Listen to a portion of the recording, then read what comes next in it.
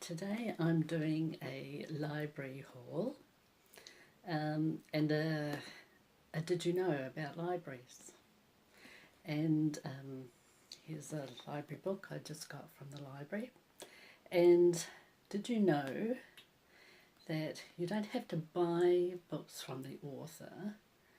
You can actually go to the library and look for them there, and it doesn't cost you as much, of course, but the author still gets paid. So don't feel as if you're just cheating the author out of anything, because you're not. It's a great way because you're saving money too, and you don't have to go, I'm going to have to wait another month before I can save up some money. So remember, it's a good place to go to. And furthermore, this is all to do with going to the library. I've got 3 library books that the library sells. They do sell-offs, and all these books that I got were 50 cents each, so it's well worth going to the library to look for your favourite books, plus look at the books that they're selling off. It's well worth it. And today I will show you, and I'm going to read you the synopsis too, so bear with me. I got Mansfield Revisited, and this is by Joan Aiken. And going by the synopsis, I'll read it like this actually, so you can still see the book cover. I think it's from what it says on the front actually, a sequel to Jane Austen's Mansfield Park.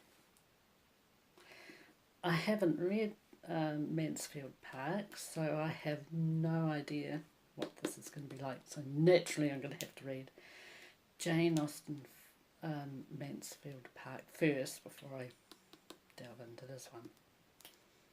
Also, Jane Austen's books are very good. I've got Pride and Prejudice, and I've got another one but I can't remember what it is at the moment. So that's that one. Pretty cover. I like the purple, well, lilac really, I suppose. Okay, so that's one. I got 3 in the end. Okay, the next one is Confessions of a Jane Austen Addict. Had to get this because I've read Jane Austen's books, so you know, it was a given. And I'll read you the synopsis, and I'll hold it like this.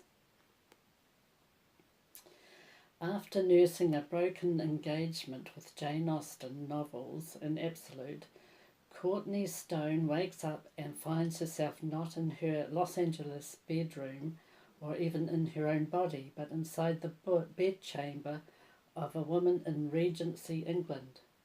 Who but an Austen addict like herself could concoct such a fantasy? Not only is Courtney stuck in another woman's life, she is forced to pretend she actually is that woman, and despite knowing nothing about her, she manages to fool even the most astute observer. But not even her level of Austen mania has prepared Courtney for the chamber pots and filthy coaching inns of 19th century England, let alone the realities of being a single woman who must fend off suffocating chaperones, condomless seducers, and marriages of convenience. This looking-glass Austen world is not without its charms, however. They are journeys to Bath and London, balls in the assembly rooms, and an enigmatic Mr. Edgeworth, who may not be a familiar species of philandria after all, But when Courtney's borrowed brains serves up memories that are not her own, the ultimate identity crisis ensues. Will she ever get her real life back, and does she even want to? So that sounds quite an interesting book. I don't know when I'll read that one, but yeah, I will. And the last one I got, I've heard of the author, but I haven't read any of her books. The Circus of Ghosts, and it's by Barbara Ewing. Sounds good.